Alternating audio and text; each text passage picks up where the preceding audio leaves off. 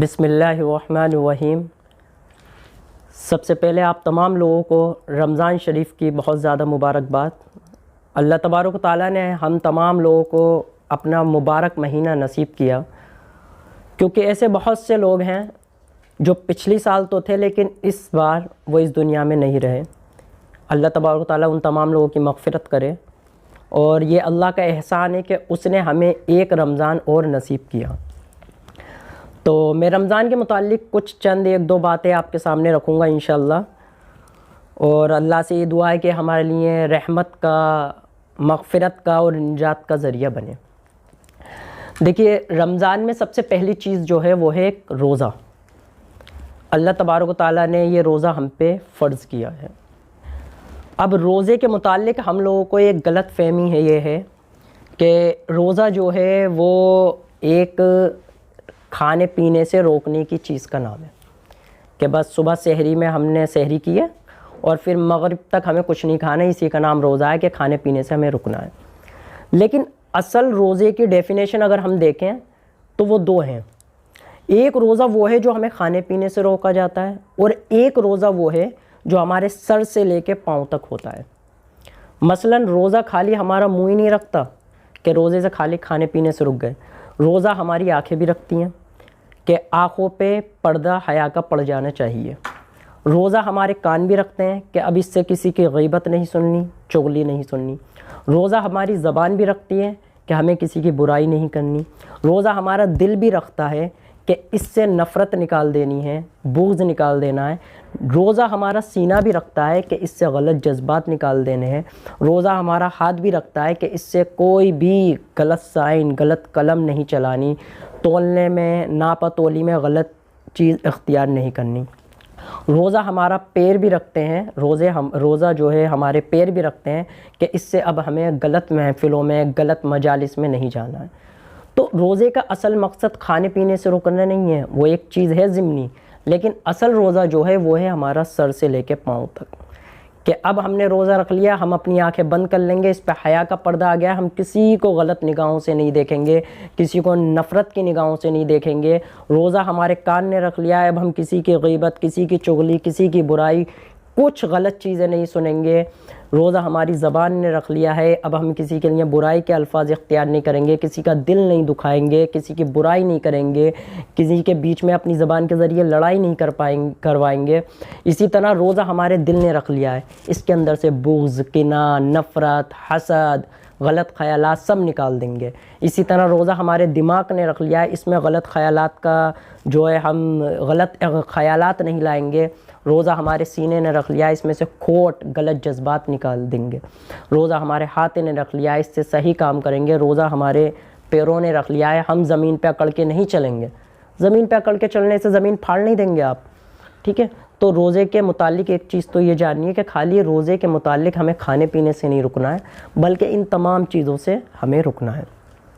دوسرا، روزے کے متعلق میں جو ایک چیز عرض کرنا چاہوں گا کہ ایک ہمارا یہ تو پورا جسمانی ہو گیا کہ ہمیں جسمانی کس طرح معاملات کرنے ہیں، اور ایک روحانی پہلو ہو گیا۔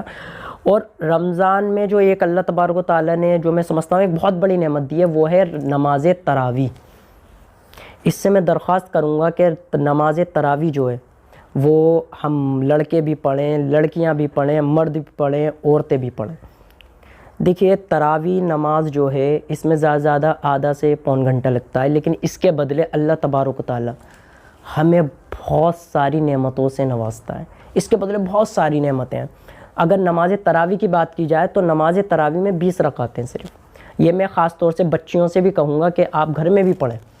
یہ نہیں کہ نماز تراویح صرف لڑکوں کے لیے ہے، آپ کے لیے بھی ہے۔ آپ یہ دیکھیے، آپ جب کسی سے کوئی فار ایگزامپل سودا کر رہے ہیں اور آپ کو اس کا بہت سارا اجر مل رہا ہے، بہت سارا منافع مل رہا ہے، تو آپ سودا کریں گے نہیں کریں گے؟ تو نماز تراویح کا اجر جو ہے، اس کا منافع آپ کو پتہ ہے کیا ہے؟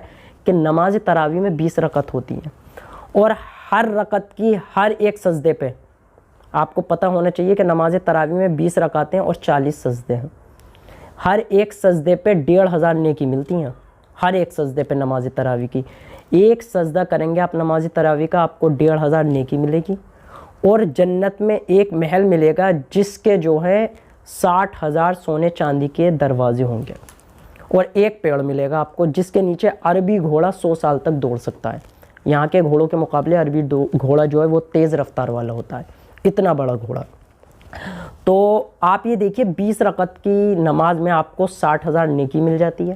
اگر 1,500 کو ملٹیپلائی آپ 40 سے کریں تو 60,000 نیکی ملی, اور آپ کو ایک محل ہے تو 40 محل مل گئے جس کے 60,000 سونے چاندی کے دروازے ہیں, اور آپ کو 40 کیا ملے, پیڑ ملے جس کے نیچے ایک عربی گھوڑا 100 سال تک دوڑ سکتا ہے. تو یہ بہت بڑا منافع ہے, تو ہمیں نماز تراویح کا بھی اہتمام کرنا ہے. 2 چیزیں یہ ہو گئی. تیسرا میں یہ کہوں گا کہ ہمارے اکثر نوجوان جو ہیں, تیسری بات بہت امپورٹنٹ ہے کہ ہمارے ہاں جو روزہ رکھ لیتے ہیں بچے بچیاں یا لڑکے, تو وہ اکثر روزہ سو کر گزارتے ہیں. دیکھیے روزے کا نام یہ نہیں ہے کہ آپ نے روزہ رکھ لیا اور سو کے گزار گئے. روزے کا نام چھٹی لینا نہیں ہے. کام کو کم کرنا ایک اچھی چیز ہے, کام کو کم کر دینا ایک اچھی چیز ہے, لیکن آپ اس کے بدلے میں آپ سو کے گزار رہے ہیں. اب ہم دیکھتے ہیں کہ سحری کر کے بچے سو جاتے ہیں یا نوجوان لڑکے لڑکیاں سو جاتے ہیں اور 12-1 بجے اٹھتے ہیں. 12-1 بجے اٹھ کے وضو کریں گے, نماز پڑھیں گے, تھوڑا کلام پاک پڑھیں گے, پھر سو جائیں گے, پھر عصر میں اٹھ رہے ہیں. تو آپ نے یہ روزہ کس لیے رکھا تھا؟ روزے کا نام تو ہے برداشت کرنا, سرنڈر کر دینا, اللہ کی محبت میں صبر کرنا کہ مجھے کتنی مشقت ہو رہی ہے لیکن یہ اللہ کی محبت ہے اور میں کچھ کھاؤ پیوں گا نہیں, کچھ کھانے پہ روکے پینے پہ ٹوکے, اور میری پیاس بڑھ رہی ہے. جب اس طرح کا کوئی روزہ گزارتا ہے تو اللہ تبارک و تعالیٰ اس سے بہت خوش ہوتا ہے. آپ کو پتہ ہے روزدار کے لیے کتنا بڑا ثواب ہے کہ اللہ تبارک و تعالیٰ اپنے تمام فرشتوں کو یہ حکم دیتا ہے کہ میری تسبیح بیان مت کرو, صرف تمہارا یہ کام ہے رمضان میں کہ جس بندے نے میرے روزہ رکھا ہے میرے لیے مشقت جھیل رہا ہے, گرمی ہے, صبر کر رہا ہے, پیاس کی شدت ہے, پانی نہیں پی رہا, تو اس کے لیے تم دعا کرو. حتیٰ کہ تمام فرشتے, عرش کے فرشتے بھی اس روزدار کے لیے دعا کرتے ہیں. روزے کا اتنا بڑا ثواب ہے. اور چوتھی چیز یہ ہے کہ جب افطار کا ٹائم ہو تو افطار سے 5 سے 7 منٹ پہلے آپ لوگ ایک دعا کا معمول بنائیں اپنے گھر میں کہ جب دسترخوان پہ کھانا سامنے ہوتا ہے اور ہم سرنڈر کرے ہوئے ہوتے ہیں کہ اللہ تعالیٰ دیکھ لے میرے سامنے کھانا پڑا ہے لیکن میں تیری محبت میں نہیں کھا رہا, اور اس وقت صرف آپ اپنی دعا کے لیے ہاتھ اٹھائیں. اب ہوتا کیا ہے کہ دعا تو کوئی نہیں کرتا, سب کی نظریں پکوڑے پہ ہوتی ہیں, سموسے پہ ہوتی ہیں کہ افطاری بنی ہے اور یہ کھانا ہے, اور پہلے سے ہی ذہن بننا ہوتا ہے کہ روزہ کھولتے ہی مجھے تو اس پہ اٹیک کرنا ہے, اور اٹیک ہی ہوتا ہے تباہی مچا دیتے ہیں. تو ہمیں یہ کرنا چاہیے کہ اس وقت دعا کا معاملہ ہے, دعا کرنی ہے ہمیں. پتہ ہے کیوں اس وقت آپ کی دعا پتہ ہے کتنی امپورٹنٹ ہے؟ اس وقت اللہ تبارک و تعالیٰ سمندر کی مچھلیوں سے, زمین کی چوٹیوں سے, آسمان کے پرندوں سے, تمام لوگوں سے کہتا ہے کہ اس وقت سب خاموش ہو جاؤ اور میرے بندے مجھ سے دعا کر رہے ہیں, ان کی دعاؤں پہ آمین کہو. اور جب کوئی روزے کے وقت دسترخوان پہ ہاتھ اٹھاتا ہے بارگاہ الہی میں تو اللہ تبارک و تعالیٰ فرشتوں سے کہتا ہے یہ کیوں کھا پی نہیں رہا, یہ سامنے کھانا تو پڑا ہے کیوں نہیں کھا رہا؟ تو فرشتے کہتے ہیں کہ یہ آپ کی محبت میں صبر کر رہا ہے. تو اللہ تبارک و تعالیٰ کہتا ہے کہ اس چیز کے تم گواہ رہے نا, میں ان تمام لوگوں کو معاف کر دیا. تو ایک اس چیز کا خیال رکھیں کہ افطار کے وقت آپ دعا کریں, دعا کا اہتمام کریں. دوسری چیز یہ ہے کہ میں یہ کہنا چاہوں گا کہ کھانے پینے کا تھوڑا اہتمام کریں. سحری میں ہم لوگ اتنا بھر لیتے ہیں اپنے اندر کہ ہمیں دن بھر بھوکا رہنا ہے, تو آدھا دن بھر لیا. آپ انسان ہیں, کوئی تھیلے نہیں ہیں کہ بھرے جا رہے ہیں بھرے آنے چیزیں. تو اس چیز کا تھوڑا اہتمام کریں اور افطار کے وقت تھوڑا کم کھانے پینے پہ اہتمام دیں. تھوڑا فروٹس لے لیں اور تھوڑا لیمن جوس لے لیں. لیکن آدمی ہوتا ہے کہ اتنی چیزیں کھا لیتا ہے افطاری کے وقت ٹوٹ جاتا ہے اور اتنا زیادہ پانی پی لیتا ہے جس کی وجہ سے اسے تراویح تو بہت دور کی بات ہے, نماز مغرب بھی ادا نہیں کرنی پڑتی. نماز مغرب پڑھنا اس کے لیے اتنی مشقت ہو جاتی ہے, اور نماز پڑھ بھی لے تو ایسے پڑھا ہوتا ہے جیسے کتنے دن کا بیمار ہے, کوئی کہیں پڑھا ہے کوئی کہیں پڑھا ہے. تو تھوڑا کھانے پینے میں اہتمام کرنا ہے. روزے کا مطلب یہ نہیں ہے کہ ٹوٹ جانا ہے, تھوڑا اپنی ڈیلی روٹین آپ دیکھیے, کھانے پینے پہ اہتمام کریے. ایک یہ چیز ہو گئی. اور ایک چیز یہ ہے جو میں کہنا چاہوں گا کہ سحری میں آپ تلی ہوئی چیزیں نہ کھائیں, فروٹس کھائیں, نیچرل چیز کھائیں, روٹی کھا لیں, تھوڑا دہی لے لیں, بہت مفید ہوتا ہے. یہ میگی وغیرہ کا جو بہت سے لوگ آج کل شوقین ہوتے ہیں وہ کھا لیتے ہیں, وہ انسان کے معدے کو نقصان دہ ہے. تو ایک چیز کا خیال رکھیں خاص طور سے. اور میں ایک امپورٹنٹ چیز یہ کہنا چاہوں گا کہ دیکھیے رمضان میں 3 عشرے ہوتے ہیں. عشرہ کہتے ہیں 10 دن کا, یہ رمضان ایک مہینے کا ہوتا ہے نا 30 دن کا, تو اللہ تبارک و تعالیٰ نے اس میں 3 عشرے رکھے ہیں. پہلے 10 دن اللہ تبارک و تعالیٰ رحمت کے دن ہوتے ہیں, اس میں اللہ تبارک و تعالیٰ آسمان سے اپنی رحمت اتار رہا ہوتا ہے. دوسرا عشرہ ہوتا ہے مغفرت کا, اللہ تبارک و تعالیٰ اس میں 11ویں دن سے 20ویں دن تک مغفرت کرتا ہے، تو اس میں ہمیں مغفرت کی دعا کرنی چاہیے کہ اللہ تعالیٰ ہمیں مغفرت فرما، ہمارے بڑوں کی، ہمارے جو والدین نہیں ہیں، آبا و اجداد نہیں ہیں، دادا دادی نہیں ہیں، یہ ہماری بھی مغفرت فرما۔ اور تیسرا عشر ہوتا ہے نجات کا، کہ اللہ تعالیٰ ہمیں جہنم سے نجات دے دے۔ نجات خالی جہنم سے نہیں ہے، جھوٹ سے، غیبت سے، برائی سے، ان تمام چیزوں کی ہمیں دعا کرنی چاہیے۔ یہ 3 عشر ہیں، اللہ تعالیٰ نے اس میں ہمیں 3 عشر دیے ہیں۔ اور ایک یہ چیز ہے کہ رمضان کے آخر میں اللہ تبارک تعالیٰ نے لیلۃ القدر دی ہے، 21، 23، 25، 27، 29۔ ان راتوں کا ہمیں اہتمام کرنا ہے، کیونکہ یہ سال میں ایک بار آتی ہیں، تو ہمیں رات کو جاگ کے اللہ کی عبادت کرنی ہے، اپنے رب کو راضی کرنا ہے۔ اور ایک چیز یاد رکھیے، رمضان کے مہینے ہوتے ہیں جلانا، یہ اللہ تبارک تعالیٰ انسان کے تمام گناہوں کو جلا دیتا ہے۔ اور 29ویں روزے کو اللہ تبارک تعالیٰ اعلان کرتا ہے کہ میں نے تمام لوگوں کی مغفرت کر دی، معاف کر دیا، جن لوگوں نے روزے رکھے تھے۔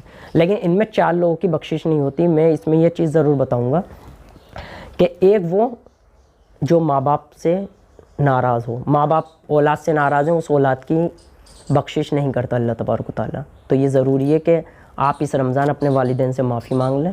دوسرا، جو شرابی یا نشہ خور ہوتا ہے، شراب پیتا ہے، تو وہ آپ اس چیز سے تھوڑا احتیاطی برتیں۔ اور تیسرا، جو رشتہ داروں سے لڑا ہوتا ہے، رشتہ داروں سے اگر لڑے ہوئے ہیں تو فون کر کے معافی کر لیں۔ آپ کو لگا ہے کہ کوئی مجھ سے ناراض ہے، کسی کو میری بات بری لگی، اسے میسج کر دیں، کال کر دیں، بات کر لیں، تاکہ اس رمضان آپ کی بخشش ہو جائے۔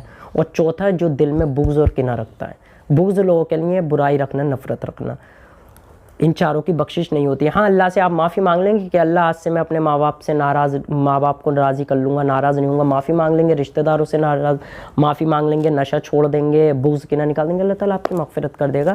تو ان چیزوں پہ آپ تھوڑا خاص طور سے احتیاطی کریں۔ اور آخر میں اپنی بچی اور بہنوں کے لیے کچھ ایک بات عرض کرنا چاہتا ہوں کہ دیکھیے، رمضان میں اللہ تبارک تعالیٰ نے مہینے میں کچھ دن ایسے دیے ہیں جو عورتوں پہ ایسے دن آتے ہیں جب انہیں عبادت سے روک دیا جاتا ہے، وہ قدرتی ہوتے ہیں، ان میں ان لڑکیوں کا یا ہماری بچیوں کا، بہنوں کا کوئی قصور نہیں ہوتا، یہ نیچرل چیز ہے، تو اس کی وجہ سے وہ عبادت سے رک جاتی ہیں۔ تو وہ رمضان میں بھی دن ہوتے ہیں، تو اب رمضان میں جب ایسے دن آتے ہیں تو ہماری بچیاں یا بہنیں بالکل بے فکر ہو جاتی ہیں کہ ہمیں تو قدرتی ہے، اب ہم روزہ نہیں رکھیں گے، نماز نہیں پڑھیں گے۔ دیکھیے، یہ چیز بالکل صحیح ہے کہ اللہ تبارک و تعالیٰ کی طرف سے یہ چیز ہے، لیکن ایک چیز یاد رکھیے کہ جب آپ پہ ایسے دن آئیں، ٹھیک ہے، حالت حیض آئے آپ پہ، پیریڈس آف ٹائم آئے، تو اس میں سب سے پہلے آپ کی یہ نیت ہونی چاہیے کہ اللہ تعالیٰ، میں روزہ رکھنا چاہتی تھی، لیکن تیری طرف سے یہ ایام آئیں، یہ دن تیری طرف سے آئیں، تو میں روزہ تو رکھنا چاہتی ہوں، لیکن مجھ پہ روک تیری طرف سے رکھیے۔ پہلی نیت یہ ہونی چاہیے، تو اللہ تعالیٰ اسی کے بدلے آپ کو اجر و ثواب دے گا۔ دوسری چیز یہ ہے کہ ان لڑکیوں کو، بچیوں پہ، بہنوں کو تسبیحات کا معمول بنا لینا چاہیے۔ آپ ناپاکی کی حالت میں آپ قرآن نہیں پڑھ سکتے، نماز نہیں پڑھ سکتے، روزہ نہیں رکھ سکتے، لیکن تسبیحات ضرور کیجیے۔ آپ سبحان اللہ، الحمدللہ، اللہ اکبر، درود شریف کا ورد کنٹینیو رکھیے۔ تیسری چیز یہ ہے کہ آپ روزہ نہیں رکھ سکتے، لیکن جو روزہ رکھ رہے ہیں آپ ان کی مدد تو کر سکتے ہیں، آپ ان کی ہیلپ کریے۔ آپ کی والدہ ہیں، آپ کی بھابھی ہیں، آپ کی بڑی بہن ہیں، یا کوئی بھی اگر وہ روزہ رکھا ہے تو آپ، یا بھائیوں نے رکھا ہے تو آپ افطاری میں ان کی ہیلپ کریے۔ یا آپ کو پتہ ہے آپ کی بھابھی ہیں، بڑی بہنیں کام کر رہی ہیں، یا والدہ ہیں، اور آپ کا گھر میں چھوٹا بچہ رو رہا ہے تو اسے سنبھالیے آپ، تو اس پہ بھی آپ کو اجر و ثواب ملے گا۔ آپ سحری میں بالکل نیت سے اٹھیے، اسی طرح کام کروائیے۔ یہ نہیں کہ میں نے روزہ نہیں رکھا تو میں بالکل چھٹی پہ ہوں، ایسا کچھ نہیں ہے۔